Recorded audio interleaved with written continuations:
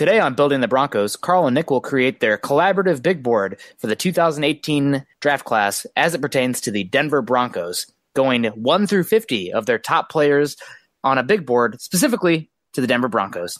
This is Building the Broncos.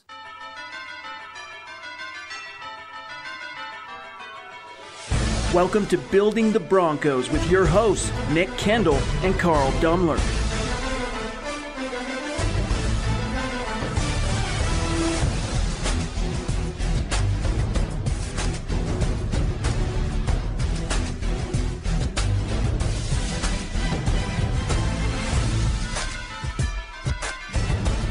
Hello there, Broncos country. It is time for Building the Broncos. I am your host, Carl Dumler, and with me, as always, I have my co-host and good friend, Mr. Nick Kendall. Nick, how are you doing, man? I am counting down. The draft is almost here. The speculation will end. The smoke screens will end, and we will know who is going to be the Denver Broncos. Are they going to trade up? Are they going to trade down? Are they going to stick at 5? Are they going to take a guard with the 5th pick? So much speculation going on. Who knows for sure, but all I know is in 2 days and 2 hours and 24 minutes and 51 seconds from now, the Browns will be on the clock and we will be in full swing of things. So I am eager and ready for it to happen. Man, I woke up this morning thinking it was Wednesday. And, usually like my week is going so fast, I'm like, slow down a little bit. And this week I'm like, oh man, it's only Tuesday. So I understand the pain, man. We build up all year to get to this point, and it's kind of like as a kid at Christmas. You get to December 1st, and you're going, come on, Christmas, and it just seems to slow down as time goes on. But we're almost there. We just gotta hold on for a little bit longer. But get excited, Broncos. This is going to be fun this week. But anyway, we should probably get to some Broncos football. And, of course, our podcast today is called Building the Broncos, and it is focused on all things pertain to your Denver Broncos, especially as it relates to our upcoming NFL draft in 2 days and so many hours.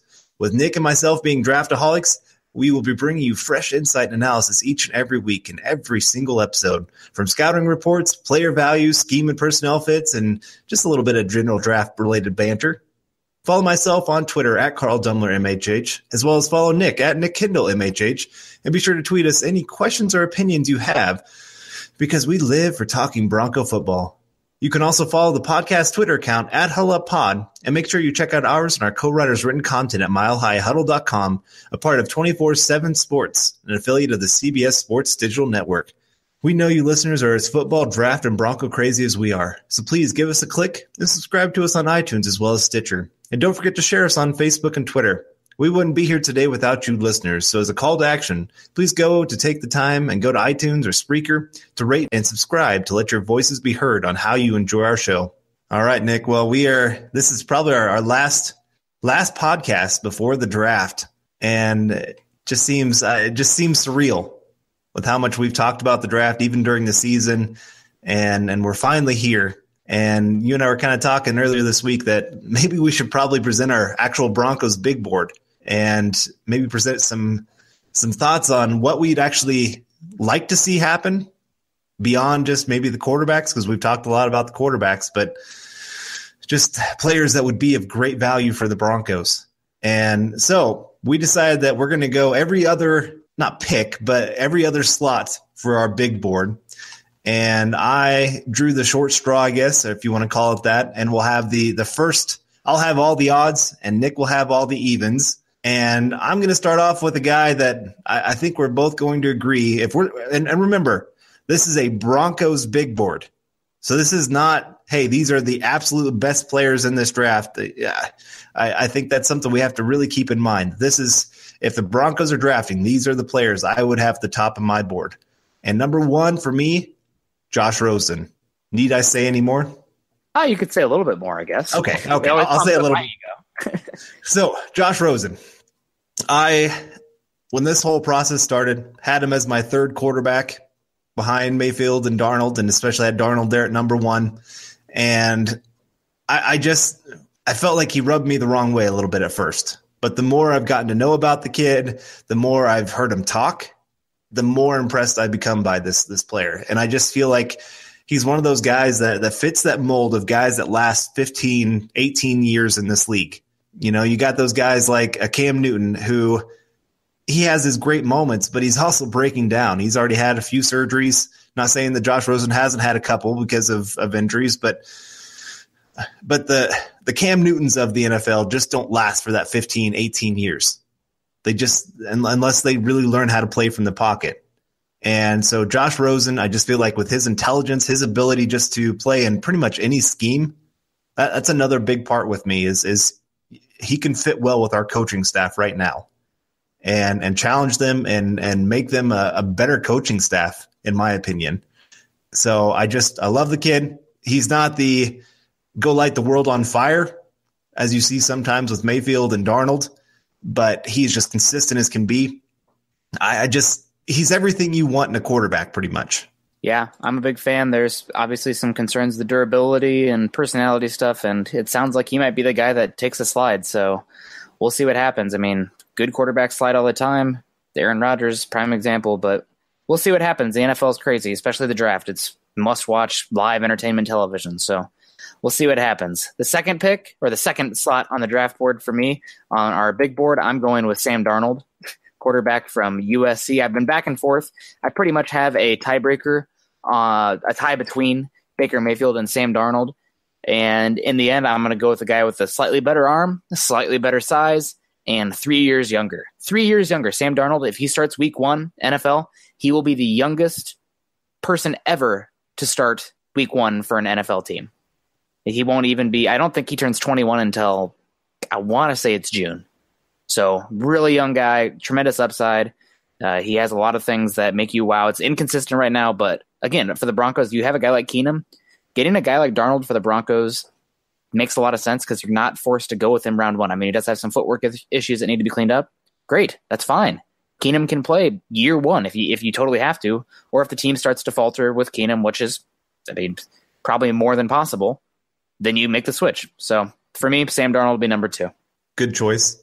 I'm with you. I have all 3 of these guys rated pretty closely, but I think you know the guy I'm going to go with here, and Baker Mayfield. Quarterback is king.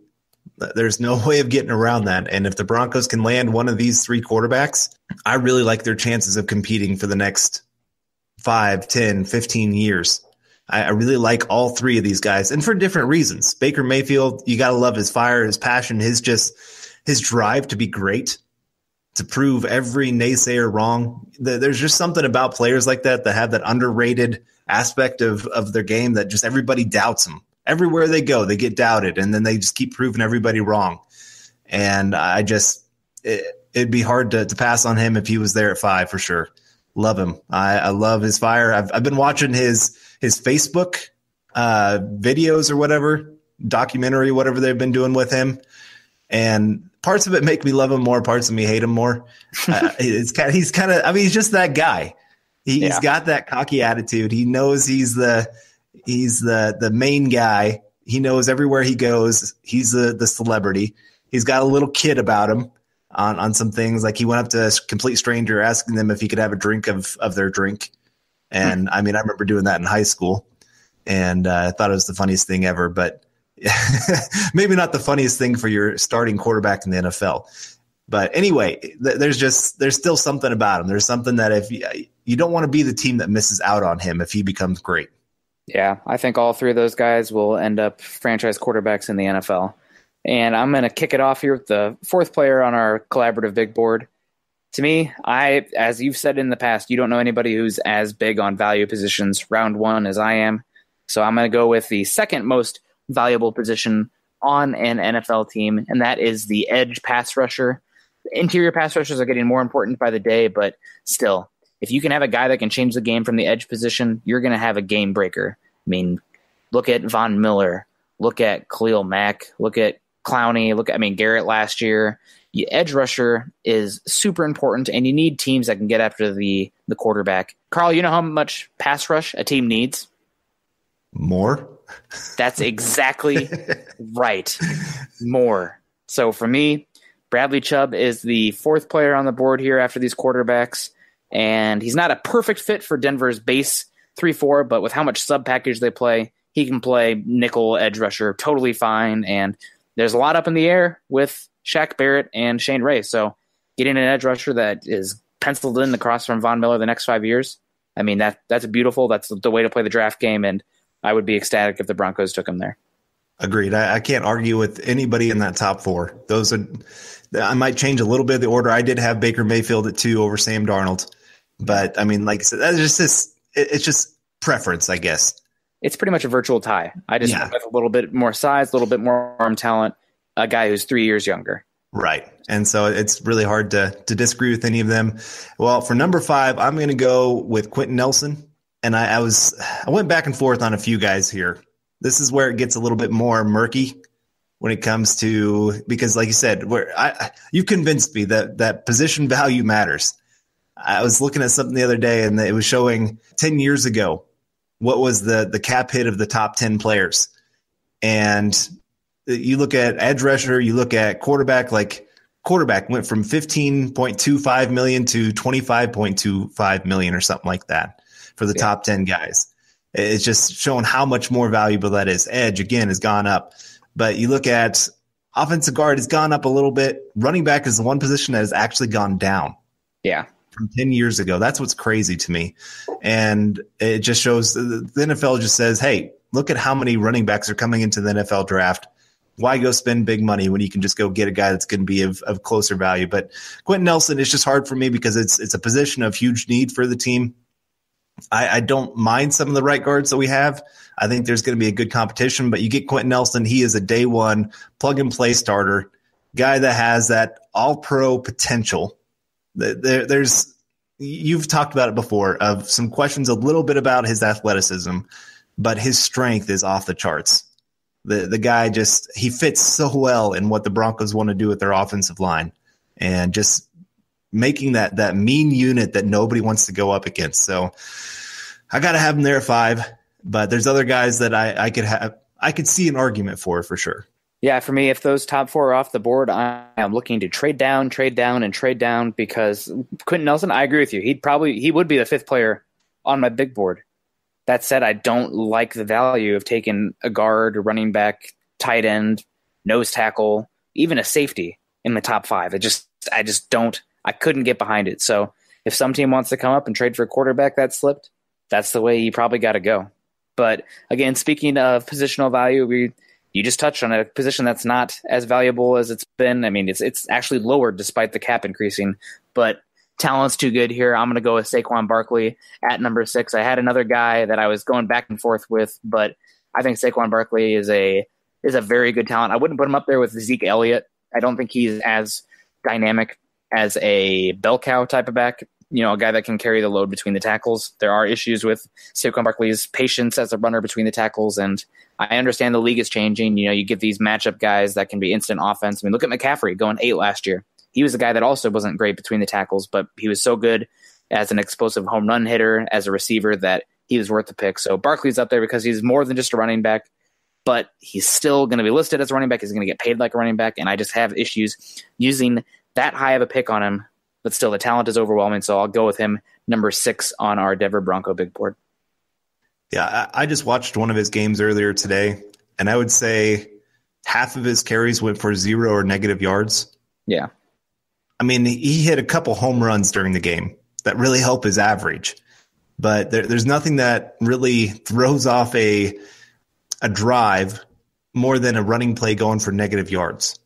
You really hope you can get those 3-4 yards at least. And there's just times where he, like you said, he just doesn't have the patience, doesn't have quite that vision that you hope running between the tackles, but he's still a great talent. It's hard to really, really pass on him there.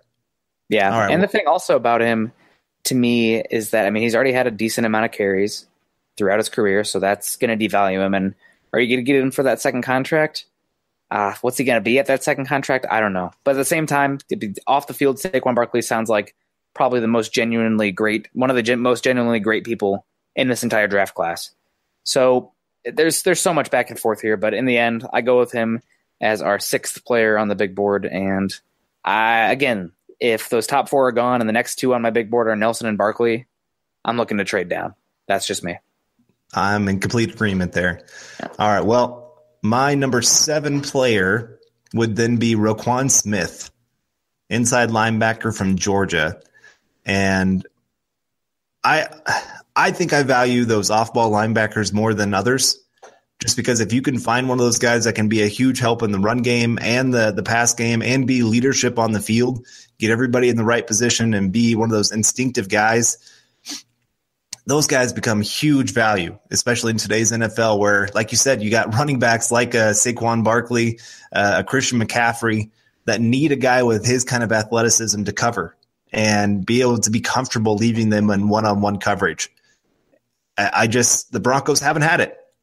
Running backs and tight ends have destroyed the Broncos for I don't know how many years. Even that 2015 defense, if there was a struggle with that defense, it was covering running backs and tight ends. I remember the Patriots and the playoff game tried to exploit that so much. They tried to get guys going on those running backs doing those wheel routes and almost caught it a couple times. Brady was actually a little inaccurate, and that was because of the pass rush being so strong. But the opportunities were there to exploit the Broncos defense. So Roquan Smith, great talent in this draft. Again, it's hard to want to go take him that high just because, one, this position is deep, and two, it's not quite as valuable as some other positions, but hard for me to pass on Roquan Smith too. Yeah, like I said in our previous podcast where we talked about the top non-quarterback options at 5 for the Broncos, I fully believe that Roquan Smith would be the best off-ball linebacker Denver's had since Al Wilson.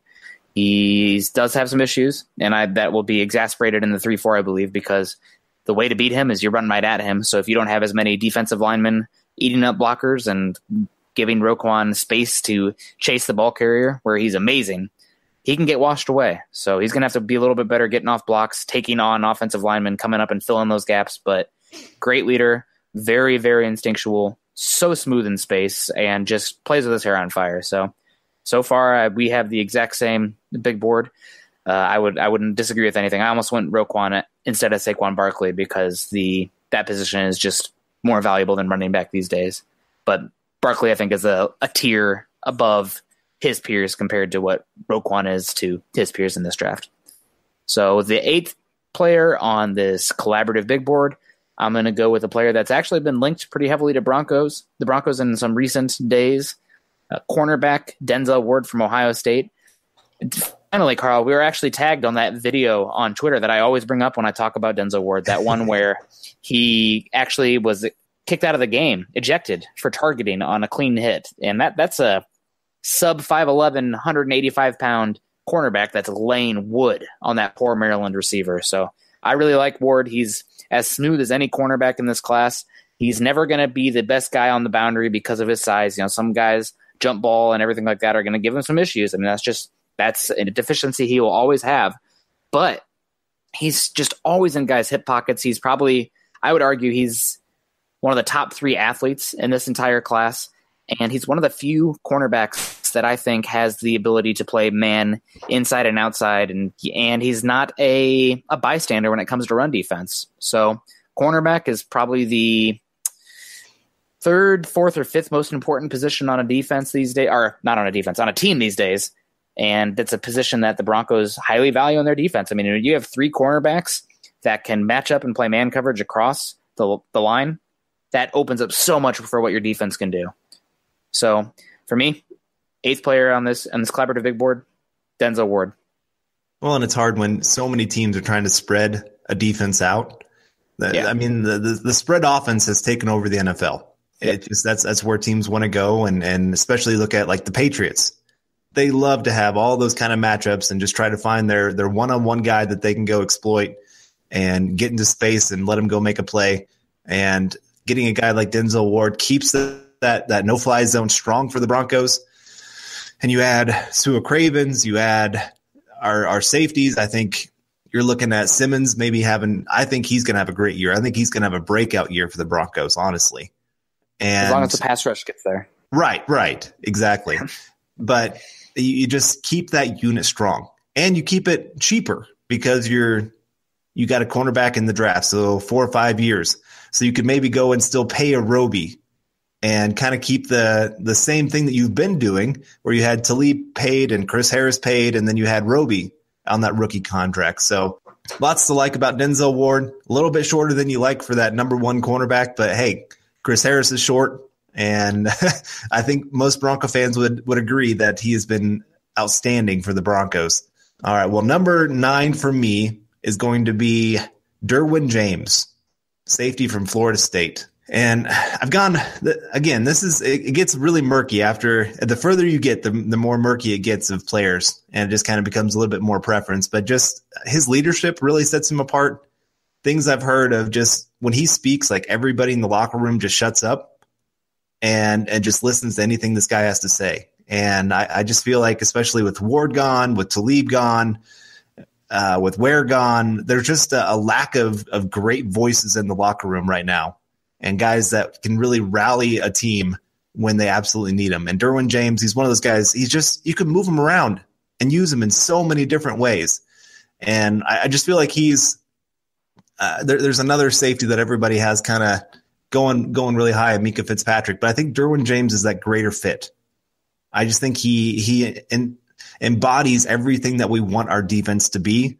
And I think he just fits better the position that we need in that strong safety position instead of the free safety position, because I think Simmons is a great free safety, or could be if whenever they get rid of Darian Stewart. And I'm not trying to say get rid of Darian Stewart, but I'm just saying I just think that would be a better combination.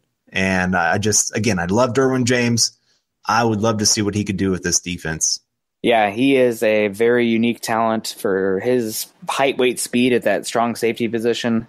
He is just a nightmare, and you always have to watch for him because he's dangerous blitzing off the edge too. I mean, I feel like Florida State would send him 1, 2, 3 times a game, and he gets home almost every time. I mean, he might not end up making the play, but he hits that quarterback and makes him get the ball out. So he's a guy that you got to watch out for. And man, can you imagine Cravens, Simmons, and Derwin James? I mean, that's the best young safety group. I'm trying to think of something. Safeties are not normally as valued, so you don't really see that much stacking of talent, but I'm trying to think of anything that's close to that. That would be insane. Yeah, I would say it would be maybe not quite to the level of what Seattle had with their safety combo, but I would say it's got to be getting pretty close, because you got more movable pieces with 3 of them, and you could just play matchup. Yeah. All right, this looks like this is a big tight end. Let's have Derwin James on this guy, because he's going to get physical with him. He's going to make him pay for trying to go over the middle. You got a speed wider running back. Oh, hey, Stuart Cravens. You need a guy that's going to play that deep safety and go make plays. Oh, hey, Simmons. Thanks, man. There's just so many things you could do with these 3 guys. An area, like you talked about a little bit earlier, Broncos have been getting killed, tight ends and running backs. A lot of it's over the middle of the field. The middle of the field has been a weakness in the Denver pass defense. You get those 3 safeties, talk about an improvement.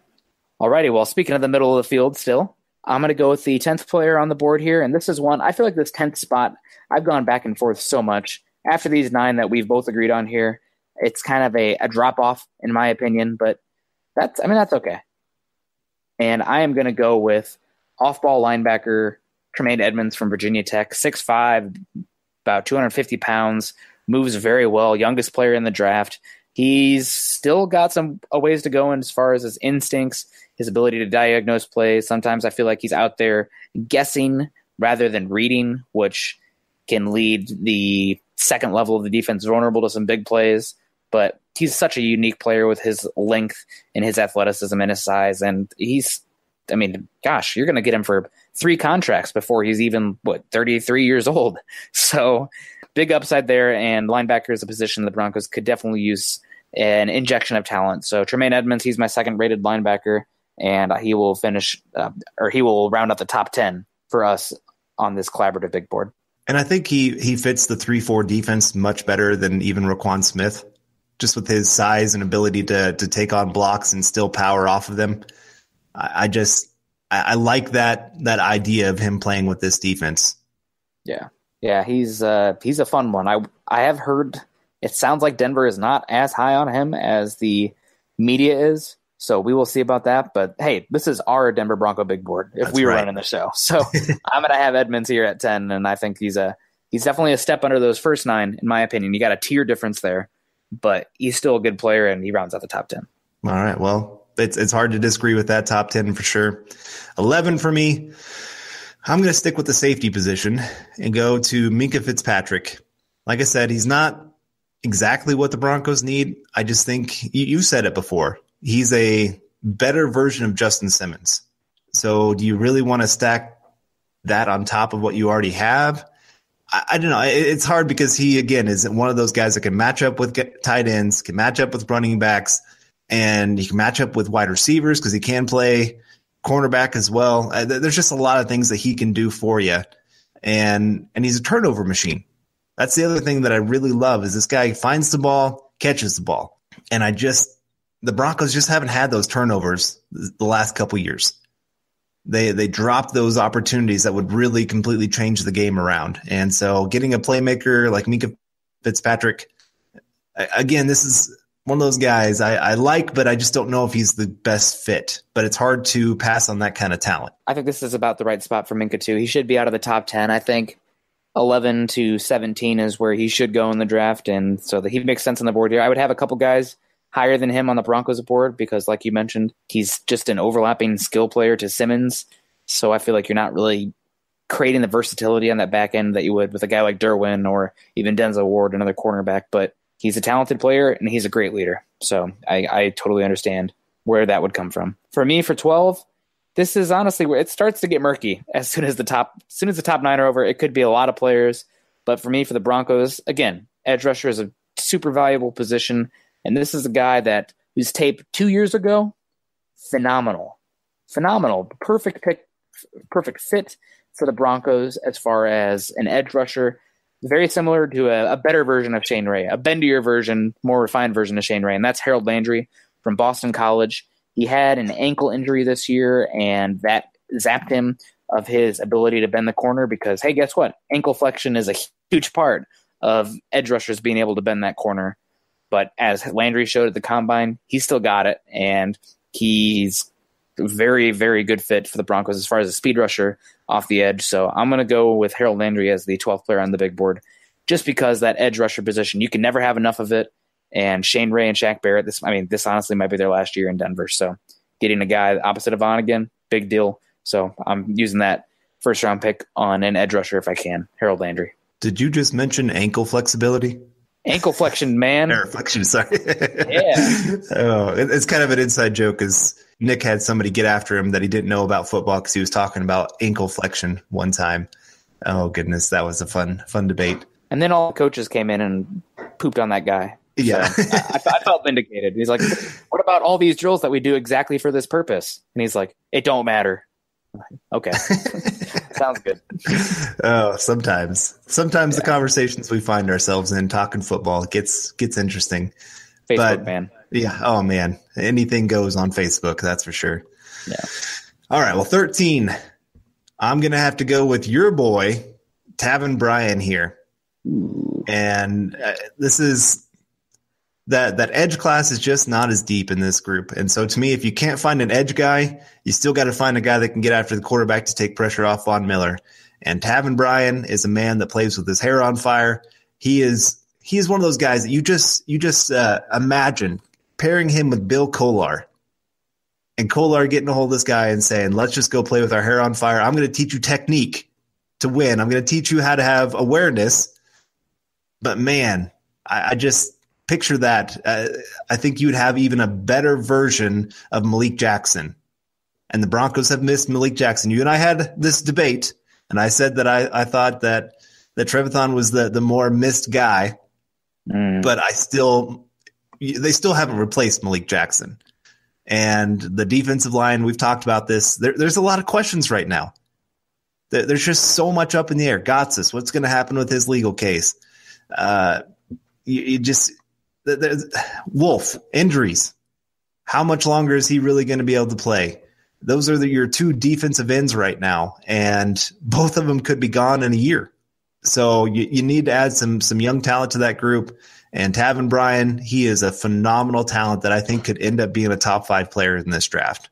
All right, well, I like it. I would love him in Denver if they trade down and they can get him with like that 22nd pick. If they trade with the Bills, I would be very happy with it, but we'll see what happens. He'd be a great fit For the 14th pick, or the 14th player, not pick, on this big board, I'm going to go with another guy that had tape that was better 2016 compared to 2017. Looked like a future top 10, top 15 pick before his injury-riddled season last year, but still flashed some great ball skills. A guy that is an all-world chirper, and you got to love that at defensive back. Louisville's Jair Alexander. There's some people have compared him to Chris Harris Jr. He's a bigger version of Denzel Ward. I don't think he's as good transitioning or as smooth when he gets down the field as Ward is. Ward is a guy that is just in guys' hips pocket like nobody's business. Jair can give a little bit more space, but he's quick, he's long, and he's mean, and he's got ball skills. So cornerback's a position that Broncos need. It's a valuable position, especially for this scheme when you're going to play so much man across the line. So Jair Alexander, 14th pick, assuming his medical's cleared, or 14th player on this board, assuming his medical's cleared. I just love he does such a great job of setting plays up.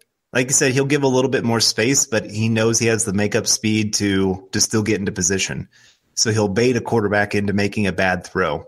Now, it can get him in trouble every once in a while, but I just, when you watch that and you see, oh man, he lost a step. Oh, this is going to be bad. And he just gets right into position and makes a play because he's got those long arms that you just love in a cornerback. So even though he's only 5'10", he still has those long arms to really add to that, where he plays more like a 6 foot kind of cornerback, but he has the speed. What was he? 4.38 40? Yeah, he ran like blazing time, and I think he's actually 5'11". I mean, we're talking about an inch here, but those inches can add up. Right. But again, he still has those long arms that help really make a difference. It's the same with another guy I'm sure we're going to have on our board at some point, and a guy that many Bronco fans, or at least Denver fans, or Colorado fans, I don't know what you want to, from the University of Colorado, but those long arms really make a big difference for those cornerbacks and those tough matchups with 6'5" wide receivers. So I like the player there. Again, it's one of those you have to look at 2016 and factor in injury from this last year, because if you're only looking at last year's tape, you're probably looking at a third round type cornerback. Yeah. All right. Well, for the 15th player on our board, I'm going to stick with the defensive line, and I'm going to go Vita Vea from Washington. And I'm not playing him at nose tackle. I'm playing him more at that 5 tech because he's got a great first step. He's got that power to really drive. He's not the perfect fit for what the Broncos are looking for. He's a little bit shorter. He's a little bit more stocky. But for a guy to move like he does at his weight is just – it's ridiculous. It's ridiculous that a guy can move like he does. And again, I think the Broncos have a bigger need on the defensive line than people want to admit. And so again, if they trade down and they get Vita Vea, I'm not going to be disappointed in that pick. Yeah, he's somebody that the Broncos have shown a fair amount of interest in through this process. So if there's a trade down or a trade up, Vita Vea could be a guy that's very much in play. I don't think he's a true nose tackle, but with how much one gap Denver plays up front, he could play that nose position, rotate in for Pecco, play some 3 and sub packages as well. So he's a versatile guy, and I think he could play across the line. So got to love that with his size. And I think looks like he's slimmed down too, which is good. I thought he played with a little bit of baby weight over the last few seasons, and you could see that really affect him as games wore on because he would lose some of his early game juice. He's still a little bit of raw as far as his pass rush moves, but I mean, there's no better defensive line coach in the NFL than Bill Collar. So that's a good pick, good spot there, Carl, for him. Honestly, that's who I was going to go with. So I was scrambling a little bit there for the 16th player on the board. I'm going with Connor Williams, offensive lineman from Texas. It seems like he's fallen the past few through this draft process a little bit. Some people said he was a day 2 player. I still think that his tape has flashed enough that he has tremendous upside across the line of scrimmage. If he's not long enough to play tackle or he struggles there, that's fine. Move him into guard.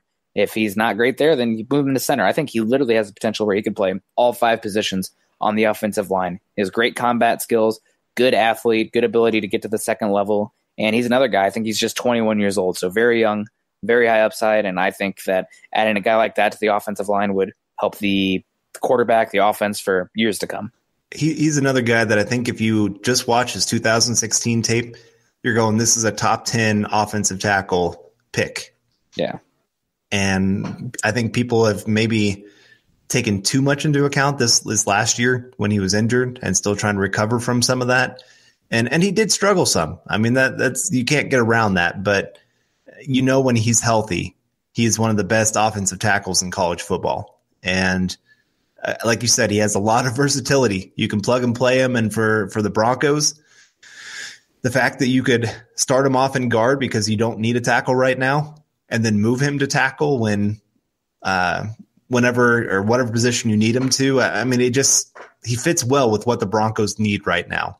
And you need that versatile kind of guy. But I would love him here for the Broncos. Again, I think he's a guy that fits well with what the Broncos want on their offensive line. Those just hard-nosed, go smash the guy in front of you and just win your battle, win your one-on-one. And he's very good at that for sure. All right, well, moving on here to number 17.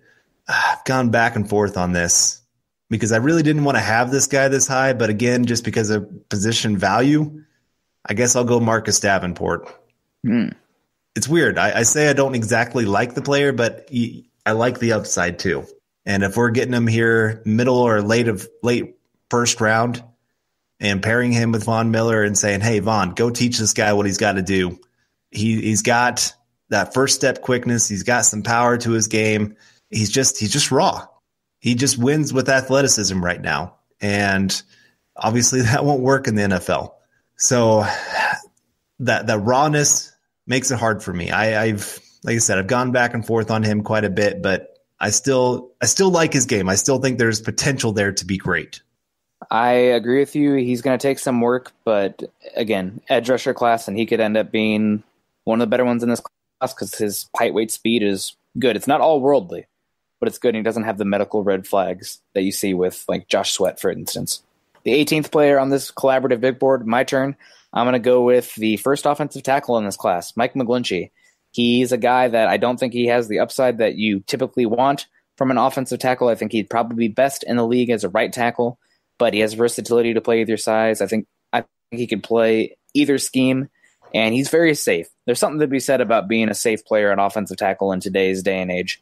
So I think you're probably getting a very good right tackle or just a solid left tackle, but considering how rare those guys are becoming these days, I wouldn't be surprised if McGlinchey went as high as the 10th overall pick to the Raiders. I know the Broncos don't necessarily need a day one tackle with Veldier, but you can't expect Veldier to be a guy past this season. So 18th player on the board, I'm going to go with the best tackle in this class, in my opinion. Best pure tackle in this class, that is, with Mike McGlinchey from Notre Dame. You took my guy. Well, it's going to happen. I know, man. Well, okay. So for 19, I guess I got to jump down a spot here. I'm going to go with Deron Payne, defensive tackle from Alabama. And he's kind of more that nose tackle kind of player. But the Broncos can play with a little bit smaller nose tackle. He's only 6'2", which kind of bothers me a little bit. I like a little bit more length. But he's got that great strength, that ability to still shoot the gap. And I think Alabama, they don't always use their defensive tackles to their full ability, in my opinion. They like guys that can plug up spots, really push the pocket, really kind of bring everything around the quarterback, making it hard to step up. And so I think Deron Payne is one of those guys that if you get him in a one-gap system, I think he could really surprise some people with how well he performs because he has great use of his hands to really throw an offensive lineman off and really shoot that gap, get into position to make a play. And he's just a hard-nosed guy that I really like what he brings to the table.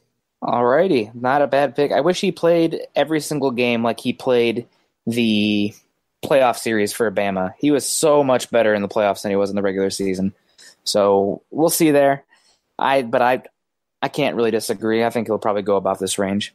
For me, the 20th pick, there's some talk that injuries may drop him, but I don't have the medicals. I'm just going to go off the tape and the athleticism and the size and everything. So I'm going to go with Isaiah Wynn, offensive lineman from Georgia. He's only 6'2", 6'3", but I think he could, again, another guy that is going to be kicked in the inside because of lack of size, but a technician, a good athlete, understands angles exceptionally well, and I think he could play guard or center in any scheme and be successful. I'm a big fan of him. I think you were a bigger fan of him before I was, and I think you're probably still a bigger fan of him. I probably stole your guy again, honestly. But I'm a big fan, and if the Broncos could get him, I think you'd get a 10-plus year player on the inside with how smooth he is, how technical he is, and just would be very happy to get a talent like him. Yeah, I remember it was when we did our bowl series podcasts, and I was tasked with watching the Georgia offense. And as much as the running backs are great, and Nick Chubb and Sony Michel, Isaiah Wynn, oh my goodness, this guy just impressed me so much with his ability to play tackle, and both just his feet were quick. He had power to his game. He just never really made many mistakes. The guy just was always in position. And there's something to say about that, of a guy that you can just trust that he's going to do his job every single play, especially from the offensive line spot. So good pick there. And I'm going to stick with my Alabama players here, and I'm going to go Rashaan Evans, inside linebacker for them. And this is a guy, I think he's really kind of forgotten because most people don't think that the Broncos are going to be in that range to take him. But if they trade back with maybe Buffalo, that pick 22 is maybe a spot that really could be well for them. And he's a position of need. He's a guy that just seems to always be in position. He's smart. I don't know. There's just nothing really bad about his game. And again, there's something to say about that when you can't find too many weaknesses. So just a guy I really like. Alrighty, I'm going to go with player number 22 here. I keep messing up. Not player. Isaiah Oliver, native son, Colorado, son of a Denver Bronco, plays press man as well as pretty much any corner in the scheme. I don't want him as an off-ball linebacker. I want him using his length, his fluidity to stick with guys and just be physical at the line of scrimmage.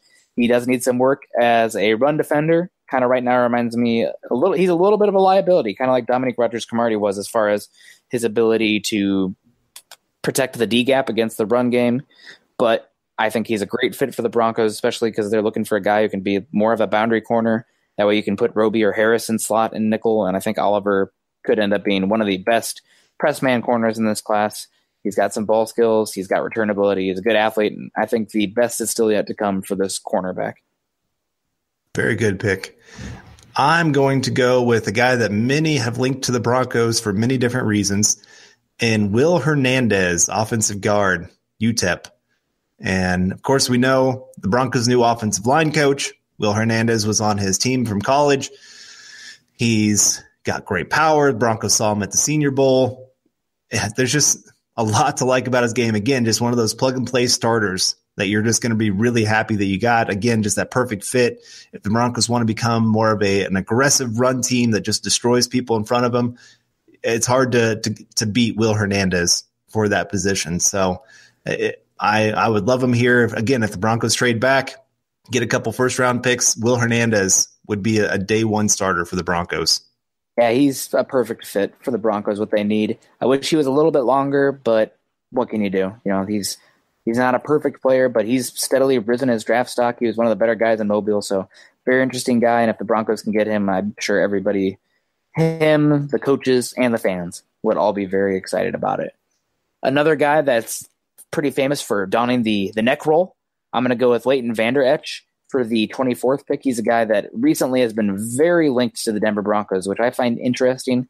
I think he is probably closer to a round 2 talent from tape, but he's still very raw. And what he did at the combine, considering he's a guy who weighed nearly 260 pounds, was freakish. I mean, there's no other way to put it. His tape, though, still leaves a lot to be desired. His instincts are still a little bit slow, and he needs to work on actually using that size to get off blocks. Sometimes he's just a little bit too happy just to boop into him and then get pushed back. So I think he's got great potential, though, for the linebacker position, and a really good fit for that 3-4 because that size and that athleticism, he can come down. Theoretically, he can come down and take on blockers. He's going to have to improve on there, but he's a guy who played, 7-on-7 ball before, and this was like his 1 year at Boise State and ended up being the Mountain West Defensive Player of the Year. So sky's the limit, and word on the street is the Denver Broncos like this kid a good, decent amount. So I wouldn't be too shocked if the Broncos did trade back, if he ended up staying as a Bronco, going from Boise State Broncos to the Denver Broncos. Well, there was news that I think it was the Tennessee Titans canceled their workout with him. Yeah, because they just didn't expect that he would be there at their pick. So he's definitely high on NFL boards right now. A lot of teams really like this guy and like his upside. And I would love if the Broncos got him for sure. Keep him a Bronco. I remember we were watching not really together, but we were both, going to watch the Las Vegas Bowl, Oregon versus Boise State. And we went in to go watch Justin Herbert and Tyrell Crosby and Bryce Freeman and all that. Cedric Wilson, wide receiver from Boise State. And we left just like talking about Leighton Vander Esch, like, oh my gosh, who is that guy, all over the field? And he got better, it seemed like, every week. So I think the guy has great potential, and I wouldn't be surprised if he went before the 24th pick in the draft, with what I've heard based on him. I mean, there's some talk that he could go as high as 14 to the Green Bay Packers. So we'll see what happens, but he's definitely an intriguing guy, and I expect him to be drafted round 1. Yeah, he kind of reminds me of Garrett Bowles last year, where, like you said, he got better as the season went on, kind of learned the position, learned the I guess, bump and play. Like you said, this guy's going from 7-on-7 to college football. There's a little bit of an adjustment in that sense. And Garrett Bowles going from, what was it, Snow Valley to Utah. There's a jump there. And so just kind of getting used to that. And once you do, man, just showing that talent, it's great. So I would love that kid. My next one here at 25, I'm going to go with Darius Geis, running back, LSU.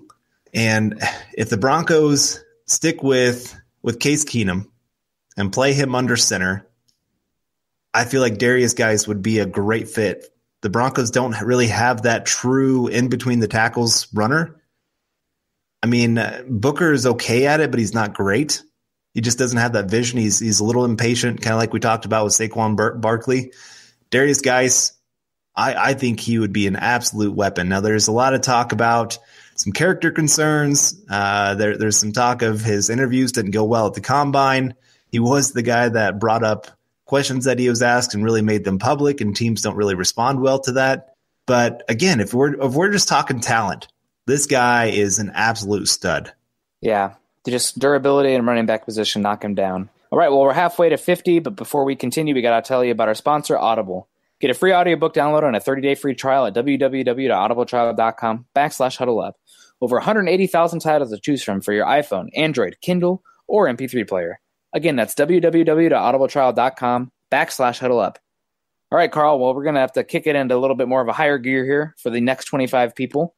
So that's fine with me. We're already at about 45 minutes. So we can do it. We can do it for sure. Maybe. We'll see.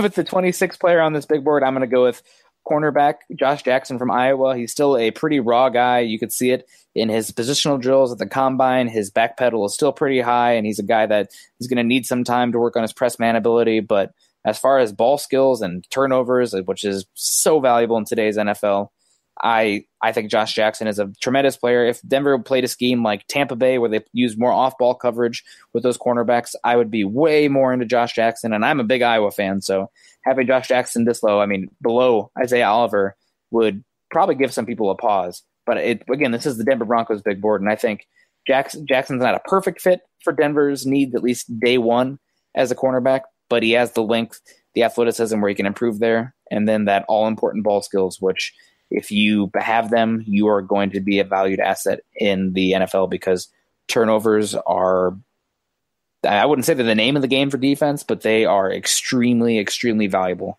And Jackson's the guy who can do that at pretty good regularity. Well, I'm going to stick with Iowa and go James Daniels here, offensive lineman.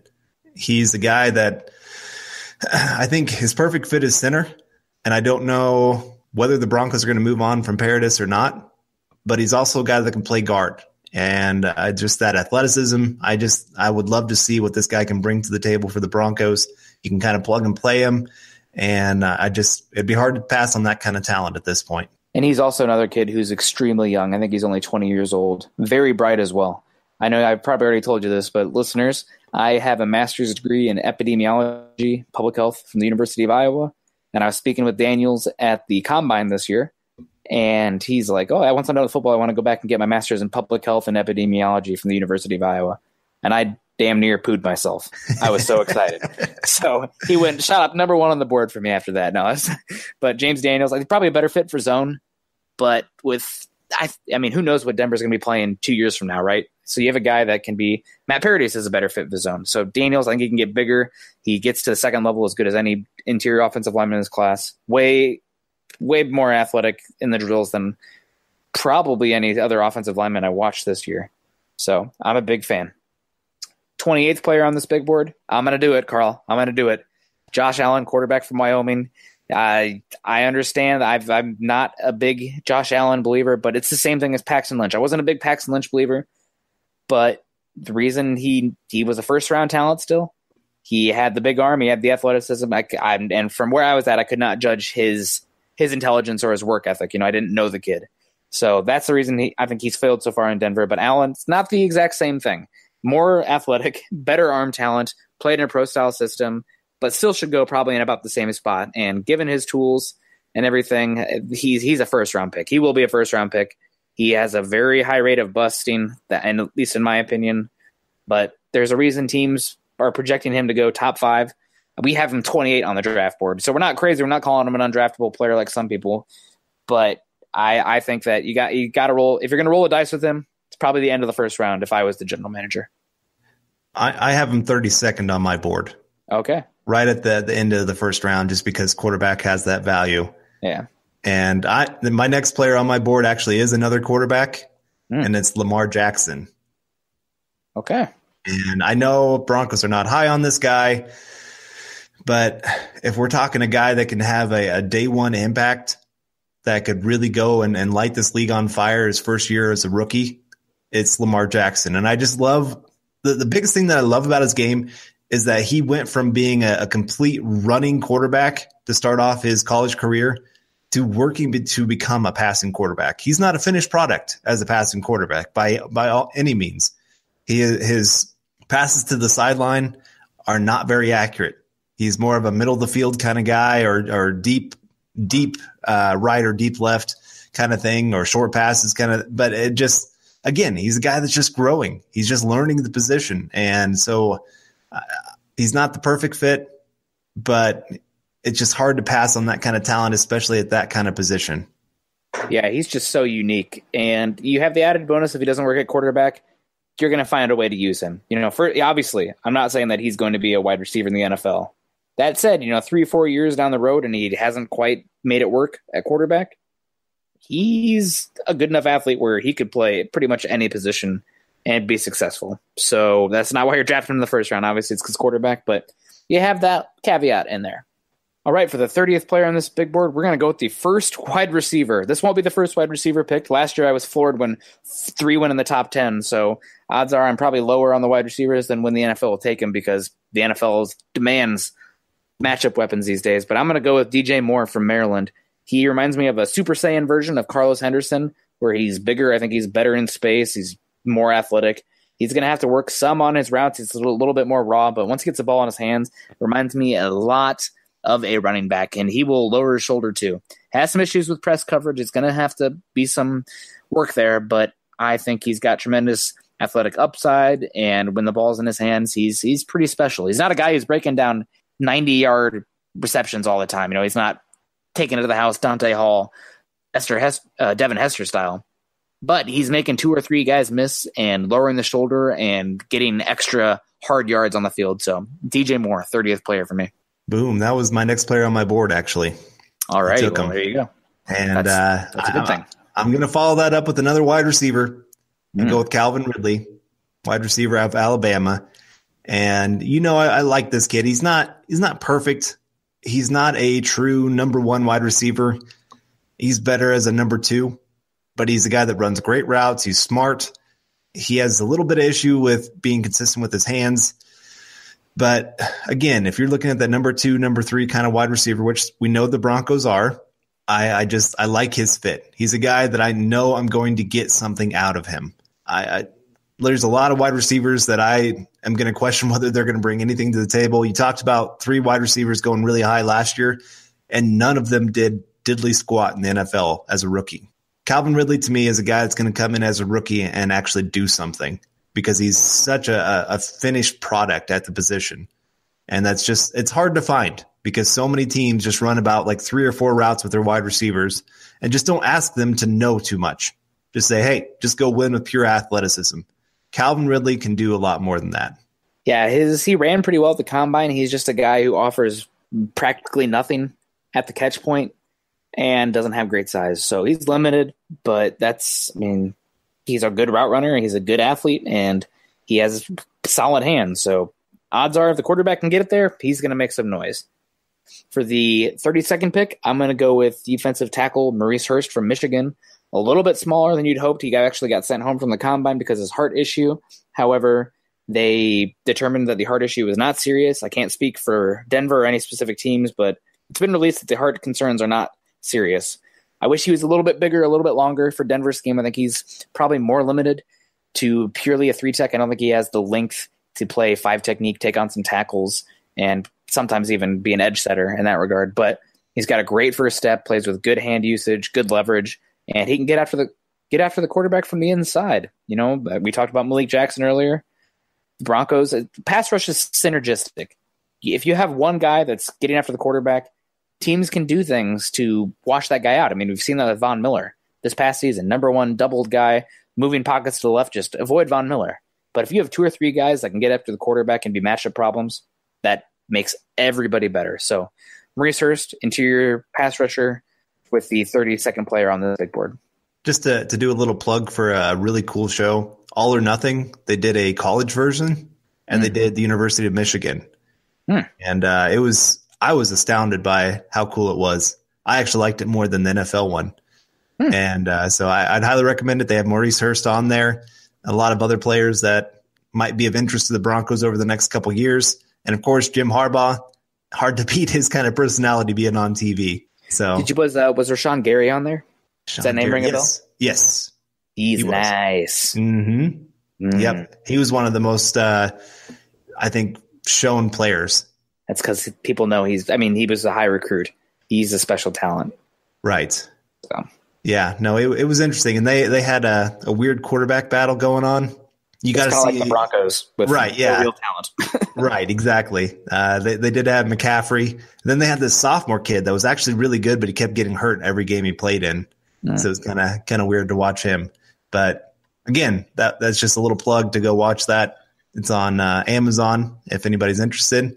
But back to our podcast. At 33, I'm going to go with Austin Corbett, offensive lineman here. Again, a guy that I think is just a really good fit for the Broncos and could be a plug-and-play day one starter for him. Just hard to really pass on that for me.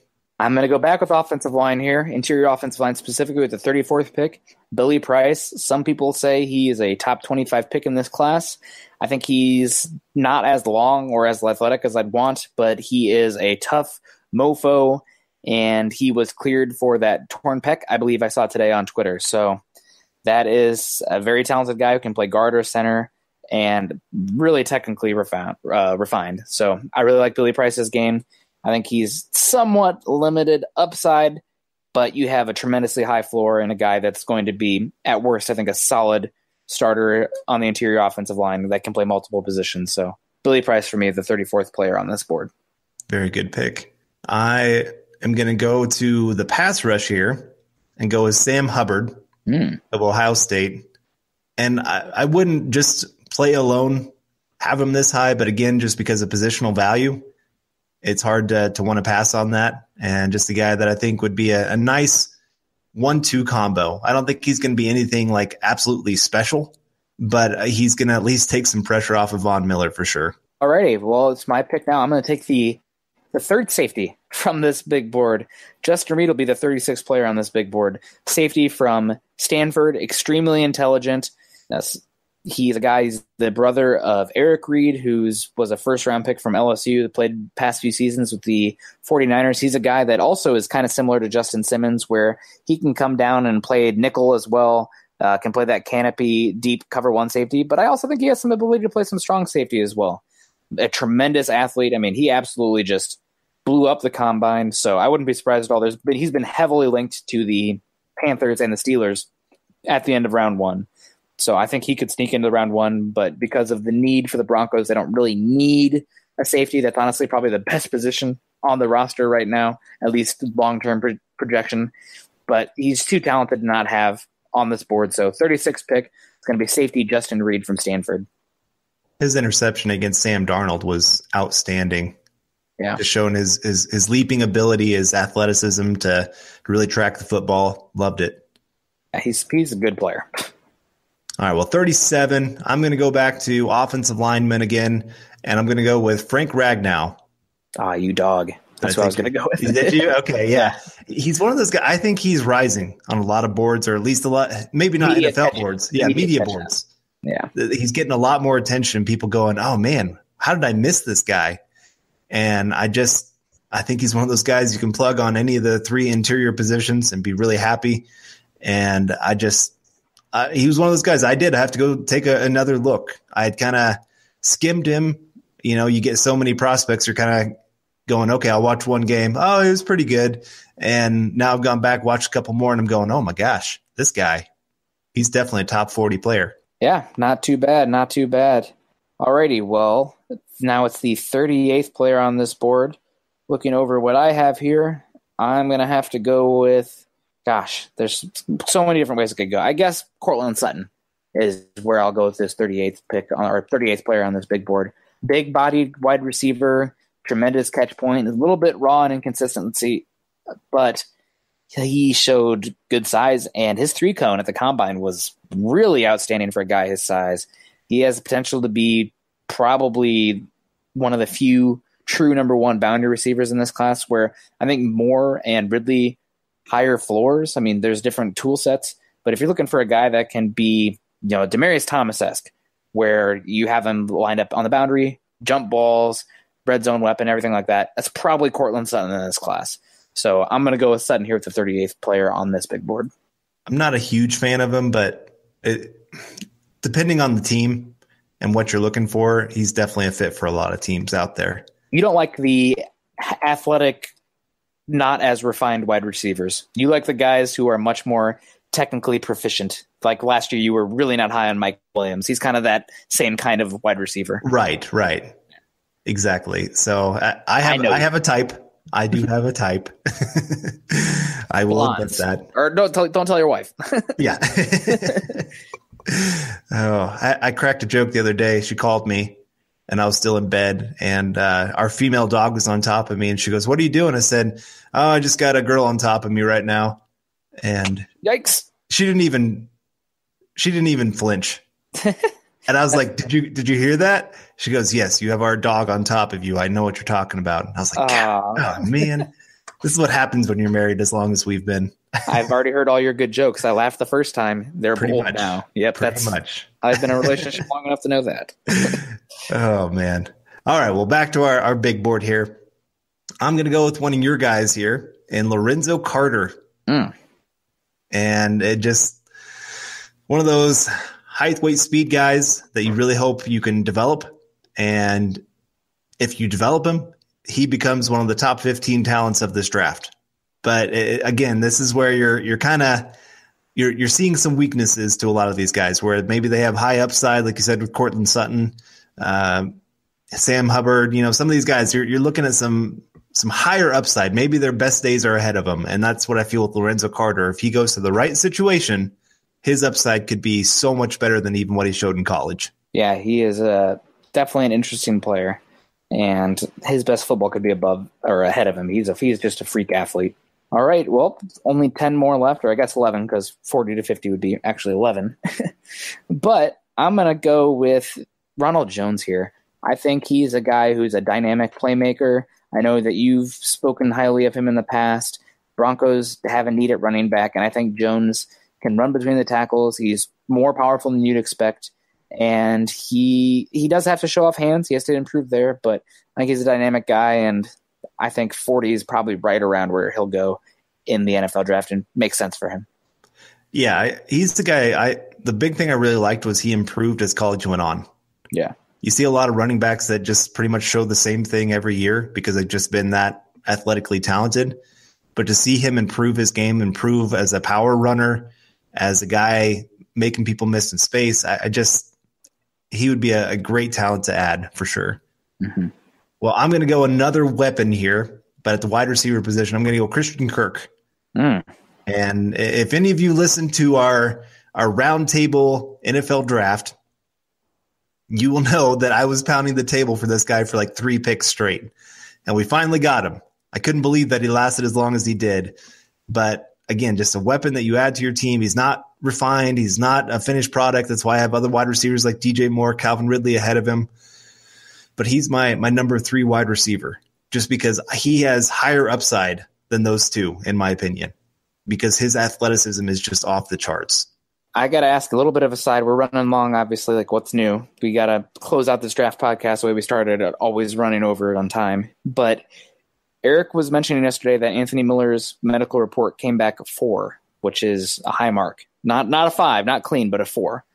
What do you think about Anthony Miller? Because if his foot is not an issue, he honestly could end up the best wide receiver in this class. He is sticky hands, and his ability to separate underneath and mid-range is, I don't want to say Antonio Brown-esque, but that's the type of fit or role that I think he fits in the NFL. So I have him as the 45th player on my board. Okay. So he was coming up here pretty quick.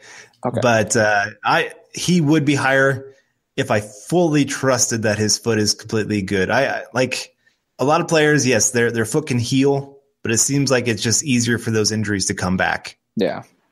You know, I rolled my ankle playing soccer, and next thing I know, like I finally got that to heal up. Well, then I had a gangling cyst show up in that same spot and got that popped, and it's still today, like I still have to stretch that foot out. It's never fully gotten back to what it was before. So that's my biggest worry with him. If there was no worry about the foot injury, it might be a debate of whether he's the number 1 wide receiver in this draft or not.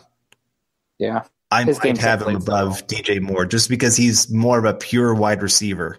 Yeah. He's your type. Yeah, he is. He very much is. I love watching his game. Yeah. I was blown away watching this kid play.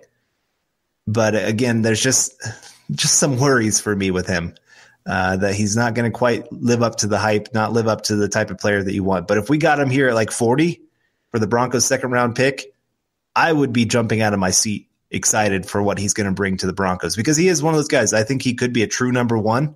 And I think he would be that great replacement for whenever Sanders and DT leave the Broncos. But he can still be a day 1 impact player also playing in the slot too. Yeah. Yeah, day 1 guys that tend to translate the quickest for your fantasy football freaks out there. Wide receivers who run good routes. You know, the size, the athleticism, the hands are all good, but if they can't separate with routes, they're probably not seeing the field early, and Anthony Miller can separate. So much Anthony Miller talk. We don't have, if you pick him in this top 50, we don't have to talk about him so much. Right, yeah. 42nd pick or 42nd player on this big board. I'm going to go with Mike Hughes from UCF. There is some questions about an assault in his past, but apparently that's been cleared up.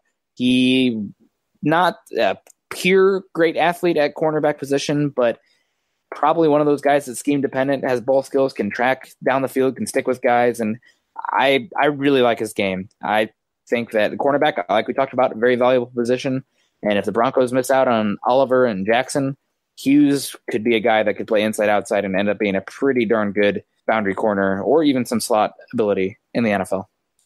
He's 41 on my personal board, so he was my next guy actually. Yeah, well, good. All right, well, 42 or 43, I guess. Number 42 on my personal board is Nick Chubb, running back for Georgia. And he's one of those guys, I really do think if he goes to the right situation, I've said this before, I think he could be the best running back in this draft. He has that true ability to run between the tackles. We don't need to talk too much about him because I think a lot of people know him from all the bowl games and everything else. But great runner, great player. Yeah, I was shocked that he tested better than Sony Michel at the combine. I mean, for that size, he's definitely a really interesting guy, a banger between the tackles. If you're looking for that old school, grind it out, lower the shoulder, kill him to death by 1,000 paper cuts, Nick Chubb's the guy. 44, I'm going to go with Ronnie Harrison, strong safety / dimebacker from Bama. Not an elite athlete for the position, but very instinctual, very smooth. A guy that I feel like he did not get the hype he deserved this season for being a Bama defensive player. Granted, when you're playing next to Minka, I guess that happens, but I really like Ronnie Harrison's game if you're looking for a strong safety / third box safety type. and I think he's going to be a pretty good starter in the NFL. I'm curious about his ability to play man coverage and his ball skills, but I think the tools are there to show that he could be that guy. And I have him going 44 here on this big board. Nice. All right. Well, my next guy, and this is probably one of my hardest players to grade, and that's Dallas Goedert.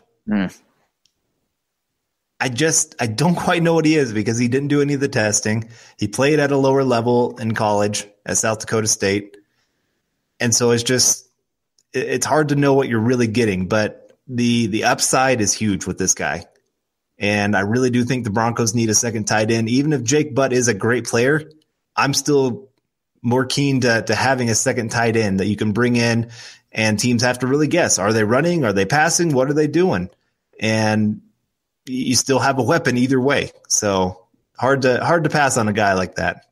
For sure. Well, this is where it starts to get a little interesting. Separates the men from the boys, these last 5 picks we got here. I'm going to go with Fred Warner from BYU, linebacker, a guy that the Broncos have had in, and he's a guy that kind of played an interesting role for BYU. He's had some injuries, but there's no question he is a guy with tremendous athleticism, especially for his size. I mean, he's not a bulking, huge guy, kind of like Leighton Vander Esch, but he can play 240, and he played almost kind of a hybrid safety linebacker role at BYU just because he was that athletic to do that.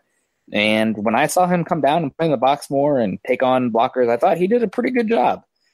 He stood out to me when I watched the Senior Bowl. I talked to a couple people that were at the Senior Bowl, some scouts, spoken very highly of Fred Warner as well.